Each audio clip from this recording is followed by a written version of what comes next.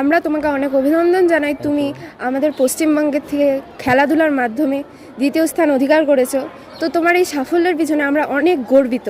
তুমি কিছু বলে দাও যাতে আমাদের এই ছাত্র সমাজ তোমার মতন আরও এগিয়ে যেতে পারে।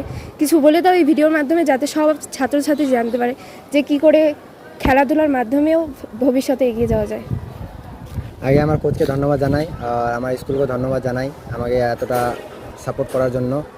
আর খেলাধুলার মাধ্যমে অনেক কিছু আছে, কিন্তু প্র্যাকটিস করতে হবে।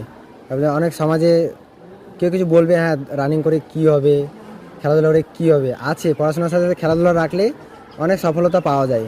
কিন্তু আমার স্কুলের স্যার ম্যাডামকে ধন্যবাদ জানাই, আর তাদেরকেও বলতে চাই, বা আমার ভাইদের বা বোনদের বা স্কুলে স্টুডেন্টদের বলতে চাই, আমি অনেক পরিশ্রম করার পর রাজ্য স্তরে লাগাতার 3 বছর সেকেন্ড হয়েছি। এর পিছনে আমার অনেক পরিশ্রম আছে, চেষ্টা করছিলাম, হারছিলাম, হারের পরে জিত হয়েছে। সেটা আমি বলতে চাই, তোমরাও ভালো পড়াশোনা করো, খেলাধুলা করো।